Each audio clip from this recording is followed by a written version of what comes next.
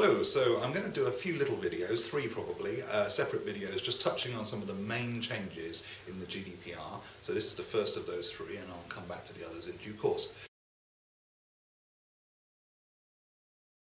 GDPR and the changes that's going to be bringing to the way we look after data for anybody who's got data in the EU, and that includes the UK even after Brexit. So it may be that you're a foreign company even, but if you're working in the EU, then you need to be thinking about it. So specifically the changes we're trying to address here are the main ones. There's lots of detailed changes, but there's a dozen or so real big changes that you just can't get past. The first one is the categorization of what constitutes personal data. The idea of personally identifiable data is something that's been around for a little while, but it's been expanded and now it includes some other types of information specifically. It includes, for instance, among other things, genetic information, so DNA information. It includes the old things it always did, such as photos, names and addresses and things like that. It now also includes online identifiers, so that almost certainly includes IP addresses, email addresses, social media handles, Facebook addresses, that sort of thing. In essence, if you can track down a person with the information, then it qualifies as personal data.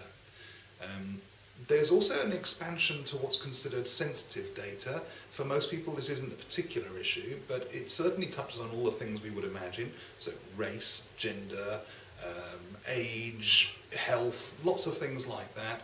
Certainly if you can imagine any of those things in the context of an ism, such as sexism, racism and so on, then it would be considered sensitive data.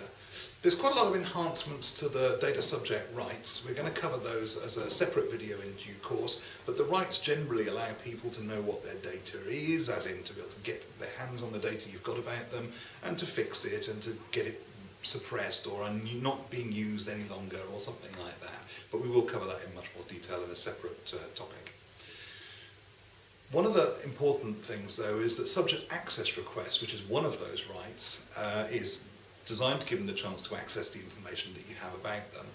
Up until now, under the old legislation, subject access requests could carry a charge. In practice, most people didn't charge to send people the data they had about them, but the very fact that it could stopped it being used frivolously. One of the big changes, therefore, is that now it has to be free, and that means that those people who are just mildly interested may well send in their subject access request just to find out, where previously they may not have bothered.